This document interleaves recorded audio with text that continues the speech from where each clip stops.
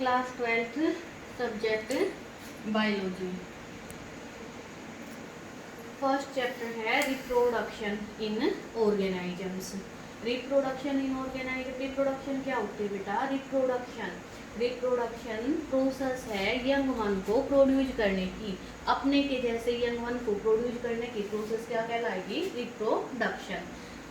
अपने के जैसे यंग वन को प्रोड्यूस करने की, चाहे वो कोई भी ऑर्गेनाइजम है, ह्यूमन है, प्लांट है, चाहे कोई एनिमल है, कोई भी है, हर कोई क्या करता है? रिप्रोड्यूस करता है किसी ना किसी तरीके से, तो वो क्या कहलाएगी? रिप्रोडक्शन। ऑर्गेनाइजम कौन है? कोई भी एनिमल है, कोई भी प्लांट है, कोई भी लिविंग एंटिटी जो अर्थ के ऊपर है, वो क्या है? ऑर्गेनाइजम।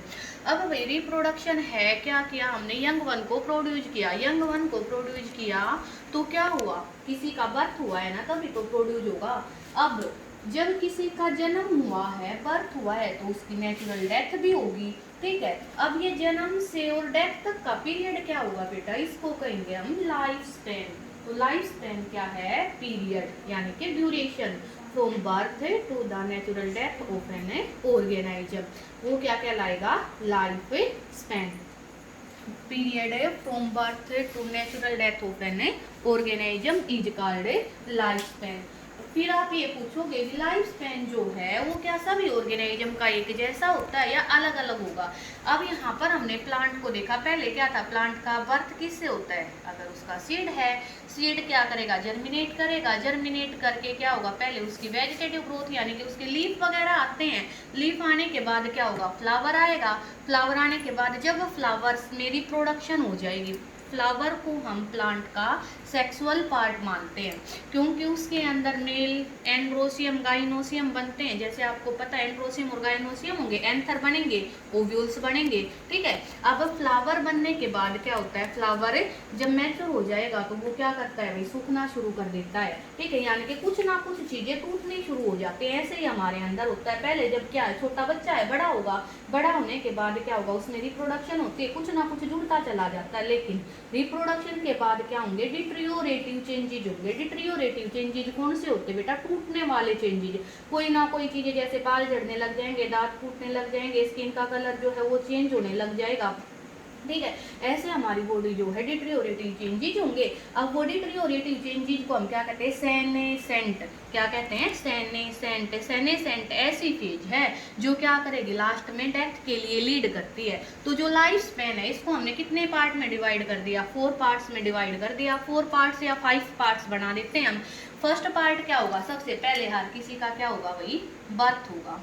अब किसी का बर्थ हुआ है तो उसकी डेथ भी होगी। बर्थ के बाद क्या हुआ भाई? उसकी है ना वेजिटेटिव ग्रोथ हुई, और बर्थ से लेकर वेजिटेटिव ग्रोथ तक का जो पीरियड है ना, उस पीरियड को हमने क्या कहा है? ज्वेनली फेज। क्या नाम है? ज्वेनली फेज। वेजिटेटिव ग्रोथ तक का पीरियड बर्थ से लेकर।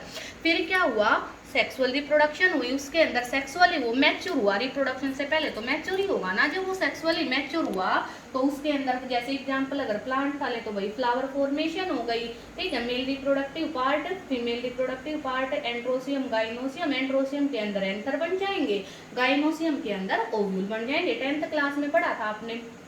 फिर क्या हुआ? ये बनने के बाद ये फेज कौन सी कहलाएगी? वो रिप्रोडक्टिवली जब मैच्योर हो गया, रिप्रोडक्टिव फेज, क्योंकि रिप्रोडक्शन कर रहा है इसमें। फिर जब टूटने लग गई उसके अंदर रिप्रोडक्शन के बाद चीजें, तो उस फेज को कहा सेनेसेंट फेज। और सेनेसेंट फेज लास्ट में किसके लिए लीड करते हैं? डेथ के लिए लीड करते हैं। तो लाइफ स्पैन की 5 फेजेज हो गई। Birth, juvenile phase, reproductive phase, senescent phase और डेथ हो गई। फिर भाई जो लाइफ स्पैन है अलग अलग ऑर्गेनाइजम का अलग अलग होता है भाई।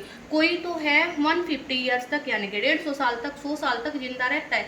और कोई अगर हम मे फ्लाई देखें, बेचारी 1 दिन तक जिंदा रहती है। और कुछ एक तो ऐसे माइक्रो ऑर्गेनाइजम होंगे जो कुछ एक घंटों तक ही जिंदा रहते हैं, मिनटों तक जिंदा रहेंगे।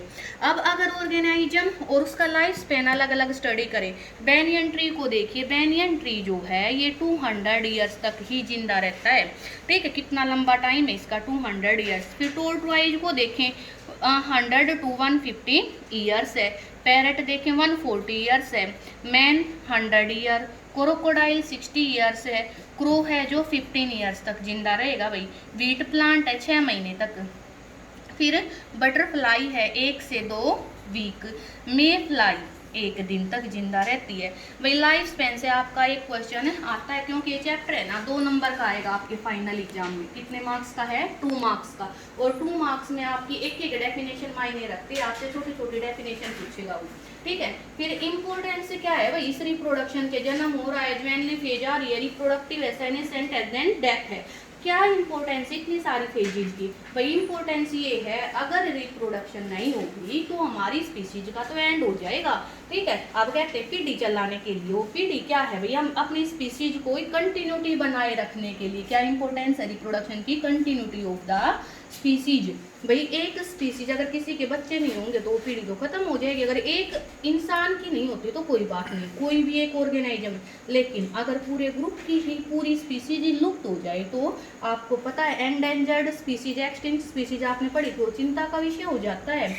दूसरा, अब रिप्रोडक्शन हो रही है, रिप्रोडक्शन आप सबको पता है भाई 2 तरीके की होती है, एक ए सेक्सुअल रिप्रोडक्शन होती है, दूसरी सेक्सुअल। रिप्रोडक्शन से बदलाव आते हैं और बदलाव को हम क्या कहते हैं? वेरिएशन। और किसी भी स्पीसीज को कंटिन्यू करने के लिए, अडेप्ट करने के लिए, सर्वाइव करने के लिए वेरिएशन, बदलाव बहुत ही ज़्यादा आवश्यक है। और बदलाव कहाँ से आते हैं? ज़्यादातर बदलाव सेक्सुअल रिप्रोडक्शन से आते हैं।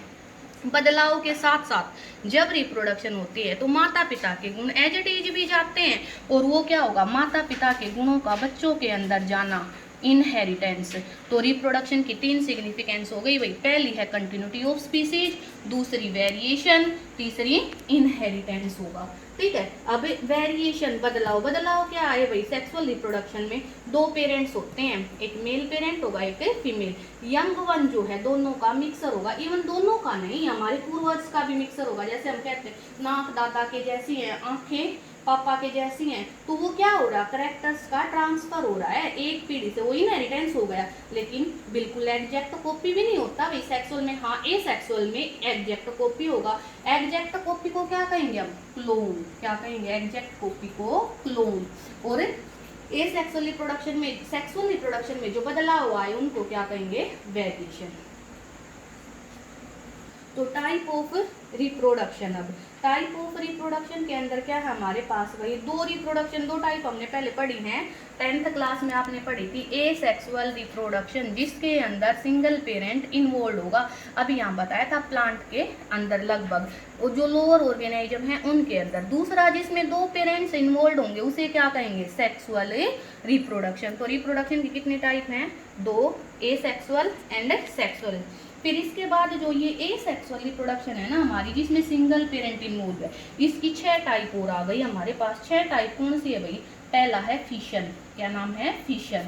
दूसरा फ्रेगमेंटेशन, तीसरा रीजनरेशन, फोर्थ है हमारे पास स्पोर फॉर्मेशन, और फिफ्थ है स्पोर फॉर्मेशन, सिक्स्थ है हमारे पास वेजिटेटिव प्रोपेगेशन। इन सब को डिटेल में कल करेंगे, आज इनके नाम आपको याद करने हैं।